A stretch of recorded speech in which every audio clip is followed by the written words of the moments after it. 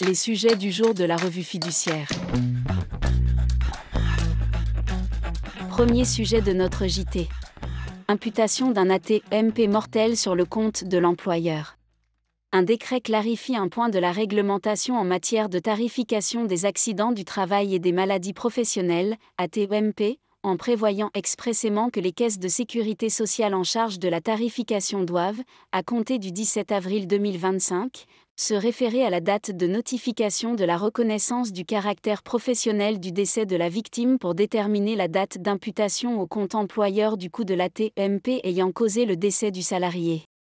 Le décret met fin à une jurisprudence constante de la Cour de cassation qui se référait à la date du décès de la victime, en contradiction parfois avec la pratique des caisses.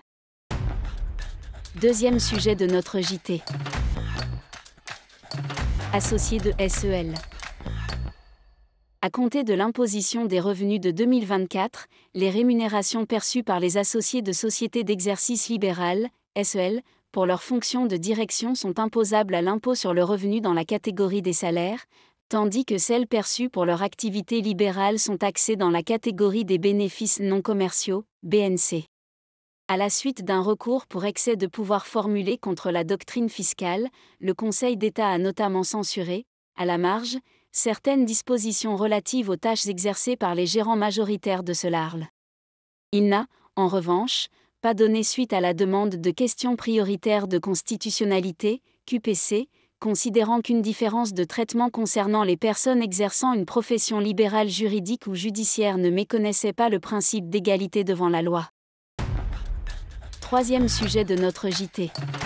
Comment la CNIL compte accompagner les professionnels en 2025 ? La CNIL a rendu public, fin mars, son programme de travail pour 2025 dans l'accompagnement des professionnels. Dans une volonté de transparence et afin que les professionnels concernés puissent se préparer aux concertations ou consultations à venir, la CNIL a présenté ses principaux axes de travail.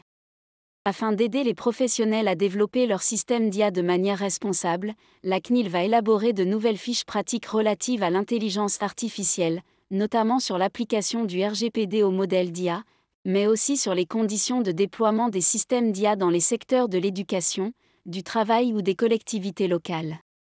Au programme également, un référentiel d'évaluation des sous-traitants en matière de conformité au RGPD, des référentiels, santé, ou encore un référentiel à destination des banques sur l'octroi de crédit.